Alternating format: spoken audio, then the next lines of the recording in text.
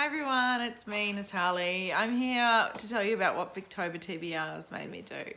Now normally this is about the books I put on my Goodreads want to read shelf, or what I bought, or what I reserved at the library. But this set of Victober TBRs kind of made me do something I've wanted to do for a really long time. When I made the decision to make reading a priority in my life, I also made a decision to pay more attention to the authors. I didn't know any authors' names. I couldn't remember who wrote books, and I never followed any authors, and I wasn't very invested in, Australian authors and Australian literature. And I really wanted to make that something that became a part of my everyday thoughts when I was reading, that I sort of connected in with who the author was.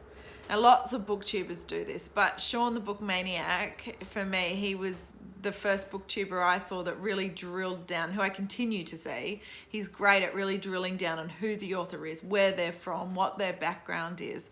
And I don't think I've been doing very much of that. Obviously I know the authors and I can tell you who wrote what, and I've got all that under control, but I never really go any deeper. But what these Victober TBRs made me do was go a little deeper. And I really had all of these little questions when I was watching them, which made me go down all these rabbit holes. So I thought I'd share with you the rabbit holes I went down because of some of the Victober TBRs that I watched. I watched so many. There was so many out there. It was a fun viewing, that's for sure. Okay, so the first rabbit hole I went down was because of Kate from the novel Nomad. I'll link all these TBR videos down below. Kate is reading this month, she's reading Ruth by Elizabeth Gaskell, and that was an Elizabeth Gaskell novel that I'd never heard of before. So I thought, how many novels did this chick write? So I looked it up and I was really surprised that she only wrote 6, I think it was, of novels. She wrote short stories and other things, but I was just thinking about the novels. So I've read Wives and Daughters and North and South, but I haven't read Ruth or Mary Barton or Sylvia's Lovers or Cranford. And I can't believe that if I read those other 4 novels, then I've read all of her work in that area. It surprised me because I thought that after the Anthony Trollope expedition, I thought that everybody just wrote a bunch of novels and kept going till the end of time. So yeah, that was really interesting to me that Gaskell had only written a few. So I would like to read them all because I love both Wives and Daughters and North and South, and it is possible for me to say that I have read all of Gaskell's works. So that's exciting. Next rabbit hole I went down was thanks to Kate Howe, who I'm buddy reading with this Victober, which is very exciting. Kate's reading The Doctor's Wife by Mary Elizabeth Braddon, and I have that here. And I also have Aurora Floyd. Love that cover. Anyway, I thought, okay, how many novels did this chick write? She wrote 80. Can you believe that? From around 1860 to around 1910. So in 50 years, she wrote 80 novels. How insane is that? She also started a magazine, which I think is amazing. Her husband was a magazine publisher, so, she's got connections there, but she did all of that. And she had 11 kids. She had 5 stepchildren and 6 children that she gave birth to. Insane. It made me sit down and think about what the hell I'm doing with my time. And they didn't have Booktube to distract them then, did they? But I just find that so extraordinary. Another thing is that apparently, I don't know if this is true. If you live in London, you can tell me if this is true. And maybe one day I'll get to London and be able to find this out for myself as well, after I've read all of the 80 Mary Elizabeth Braddon novels flying around. But her husband was also a property developer in the area of London they lived. I think it was Surrey, maybe. Anyway, some of the streets around there are named after characters in her novels. So yeah, I can't say I'll be able to get through all of Mary Elizabeth Braddon's works like I did with Elizabeth Gaskell, but if they're good, it opens up this kind of line of possibilities of great Victorian novels for me to read. So yeah, that was a nice rabbit hole to go down. I'm going to give them a try for sure. And then the next rabbit hole was thanks to Petra and Ange from Beyond the Pages and Rainy from Rainy Day Reads, and that was the Margaret Oliphant rabbit hole. I have never heard of Margaret Oliphant until now. The Oliphant stuck out to me because of Eleanor Oliphant. That's how clueless I am about this. But she's a Scottish novelist, and she wrote 106 novels in her under 50 years. That woman made very good use of her time. Her husband died fairly young from tuberculosis, and they moved to Rome to help him out, and he's buried in Rome.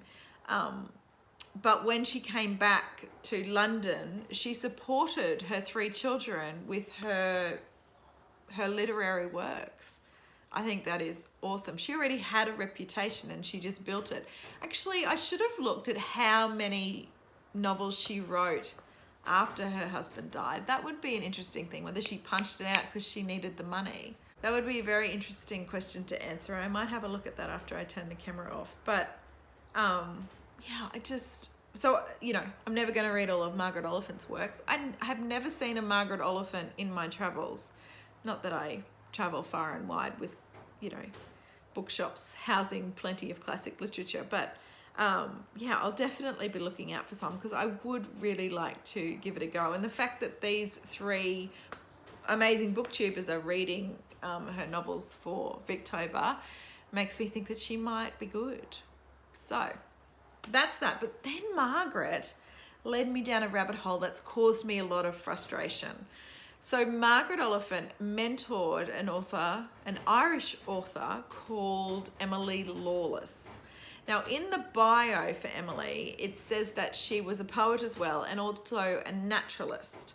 And when I went looking for her books, even on Goodreads, there's plenty there that don't have any reviews at all. And when I went looking for her books to buy, I found one which was a garden diary, which is about her garden, like a diary of her gardening life in Surrey for 1 year. So, and that was $40 for a used copy. So she wrote 19 works, and I'm really intrigued by it, probably because I can't find out as much information as I want to. Like, I can't find any books, there's none at my library, all that sort of stuff. So if you can shed some more light on whether Emily Lawless is worth me tracking down, I would love to hear it. So have you heard of her? Have you read any of her books? It's just something that I'm kind of interested in knowing about.